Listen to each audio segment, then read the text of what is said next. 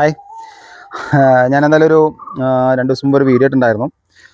അപ്പോൾ ഇൻവെർട്ടറിന് സെപ്പറേറ്റ് ആയിട്ടൊരു ഒരു കാഴ്ചപ്പാടിൽ എല്ലാവരും ഒരുപാട് പേര് ഒരുപാട് അഭിപ്രായങ്ങൾ പറഞ്ഞു. ചിലർ നല്ല കാര്യമാണെന്ന് പറഞ്ഞു, ചിലർ എതിർപ്പ് പറഞ്ഞിട്ടുണ്ടായിരുന്നു.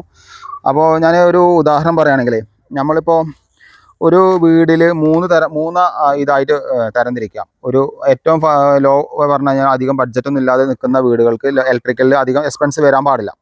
ഇതിൻ്റെ കൂടെ തന്നെ ഒരു മിഡിൽ കാസ്റ്റ്, അതായത് ഇപ്പോൾ അത്യാവശ്യം നല്ല രീതിയിൽ ലൈറ്റുകളും അത്യാവശ്യം നല്ല രീതിയിൽ പോയിൻ്റ് പ്രൊഫൈല് കാര്യങ്ങളൊക്കെ വരുമ്പോൾ അത് രണ്ടാമത്തെ വീട്. ഇനി മൂന്നാമത്തെ ഫസ്റ്റ് വീട് പറഞ്ഞാൽ പ്രീമിയം വീടിൽ പറയുമ്പോൾ ഒരു കസ്റ്റമറിന് എപ്പോഴും ഒരു ബുദ്ധിമുട്ടോ കാര്യങ്ങളൊന്നും വരാത്ത രീതിയിലുള്ളതായിരിക്കും. അതായത് ഇപ്പോൾ അവർക്ക് പെട്ടെന്ന് കംപ്ലയിൻറ്റ് വന്നാൽ പെട്ടെന്ന് മനസ്സിലാക്കാനും അങ്ങനെയൊക്കെ വരുമ്പോൾ ഓരോ കാര്യങ്ങൾ, ഇപ്പോൾ ഒരു ഫെസിലിറ്റിക്ക് ഒരുപാട് കാര്യങ്ങൾ കൂടി വരും. അങ്ങനെ പ്രീമിയം ക്വാളിറ്റി വീട്ടിൽ ലിഫ്റ്റുകൾ അല്ലെങ്കിൽ എ സികളുടെ എണ്ണം കൂടും. ഈ പറഞ്ഞ പോലെ ഒരുപാട് എക്യുപ്മെൻറ്റ്സ് കാര്യങ്ങളൊക്കെ വരും. അപ്പോൾ അതാണ് ഞാൻ മൂന്നായിട്ട് തരംതിരിച്ചത്. അപ്പോൾ ഓരോ വീടിൻ്റെയും വയറിങ്ങിൽ വ്യത്യാസങ്ങൾ വരും. അപ്പോൾ നമ്മൾ ചെയ്യുന്നത്, ഈ വീട് പറഞ്ഞു കഴിഞ്ഞാൽ അത്യാവശ്യം പ്രീമിയം വീടാണ്. ഇപ്പോൾ നമുക്കൊരു ഏകദേശം ഒരു 5,000-5,000 മേലേക്ക് വരുന്നൊരു പ്രീമിയം വീടുണ്ട്. അപ്പോൾ അതൊക്കെ പ്രീമിയം വീടാണ്. അപ്പോൾ പ്രീമിയം വീട് എന്ന് പറയുമ്പോൾ അത്യാവശ്യം നല്ല ഫെസിലിറ്റി വരും. അപ്പോൾ അതുകൊണ്ട് നമുക്ക് വയറിങ്ങിൽ മാറ്റങ്ങൾ വരും, ഈ പറഞ്ഞ പോലെ ഇൻറ്റീരിയറിൽ മാറ്റങ്ങൾ വരും. അതാണ് ഞാൻ പറഞ്ഞത്, ഓരോന്നിനും ഓരോ ക്വാളിറ്റി വയറിംഗ് ആണ് വരിക. അതേപോലെയൊക്കെ മാർക്ക് ചെയ്ത് വെച്ച് കണ്ടോ, ഇങ്ങനെയൊക്കെ മാർക്ക് ചെയ്ത് വെച്ചിരിക്കണം. എന്തായാലും ഗുണം എന്ന് വെച്ച് കഴിഞ്ഞാൽ, ഒരു ഉദാഹരണത്തിന് ഇത് കട്ട് ചെയ്യാൻ വരുമ്പോൾ നമുക്ക് ഒരുപാട് ടെൻഷൻ അടിക്കേണ്ട ആവശ്യമില്ല. ഈ കട്ട് നമ്മളെ കൂടെ ഉള്ളവർക്ക് എനിക്ക് വല്ലാതെ പറഞ്ഞു കൊടുക്കേണ്ട ആവശ്യമില്ല. കംപ്ലീറ്റ് നമ്മളെല്ലാം മാർക്ക് ചെയ്ത് ഒക്കെ സെറ്റാക്കി കൊടുത്തിട്ടുണ്ട്. അത് ഒന്നാമത്തെ ഒരു ഗുണം. പിന്നെ ഇവിടെ ഈ വീട്ടിൽ എന്ന് പറഞ്ഞു കഴിഞ്ഞാൽ ഇൻവെർട്ടറിൻ്റെ ബോക്സും KSEBിയുടെ ബോക്സാണ്. അപ്പോൾ അതാണ് ഞാൻ വീഡിയോയിൽ ഇട്ടപ്പോൾ ഒരുപാട് എതിർപ്പുകളൊക്കെ പറഞ്ഞത്. ശരിക്കും നോർമലായിട്ടുള്ള വീട്, അങ്ങനെയുള്ള വീടുകളിലൊന്നും നിങ്ങൾക്ക് ഇത് ചെയ്യേണ്ട ആവശ്യമില്ല.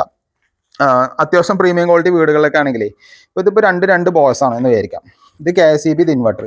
ഈ പ്രീമിയം കസ്റ്റമർ ചില കസ്റ്റമറിലൊക്കെ ഇപ്പോൾ നമുക്ക് ലൈറ്റുകളൊന്നും ഓഫാക്കാൻ പറ്റില്ല. അപ്പോൾ നമ്മൾ ലൈവിൽ കറണ്ടിൽ പണിയെടുക്കണമെന്നുണ്ടെങ്കിൽ ഇപ്പോൾ നമുക്ക് ഒരു ഭാഗത്ത് മാത്രം ഓഫാക്കിയിട്ട് നമുക്ക് ഇതിൽ മാത്രം തൊടാം. ഇതിൽ ഒരിക്കലും KSEB കണക്ഷൻ വരില്ല.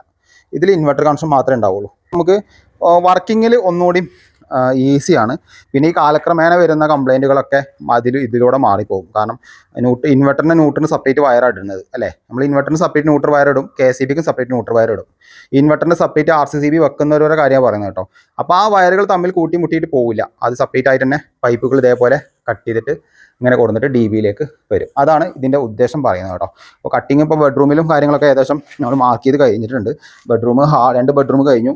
അതേപോലെ ഓരോന്നിനും ഓരോ സെപ്പറേറ്റ് മാർക്ക് ചെയ്തിട്ട് ഇരുട്ടായിട്ടോ, അതാ കാണാൻ പറ്റാത്തത്. ബാത്റൂമും കാര്യങ്ങളൊക്കെ എല്ലാ ബെഡ്റൂമിലും TV വരുന്നുണ്ട്, TV ഏരിയ വരുന്നുണ്ട്. അതേപോലെ പ്രൊഫൈൽ ലൈറ്റൊക്കെ അതിൻ്റെ കോർണറിലാണ് വരുന്നത്. എല്ലാം കോർണർ കൂടിയാണ് ഈ പ്രൊഫൈലൊക്കെ സെറ്റ് ചെയ്യുന്നത്. അപ്പോൾ 2 DB ആയിട്ടാണ് ഇവിടെ വെക്കുന്നത് കേട്ടോ. അപ്പോൾ ഇത്രേ ഉള്ളൂ. അപ്പോൾ എന്തായാലും സപ്പോർട്ട് ചെയ്യാം.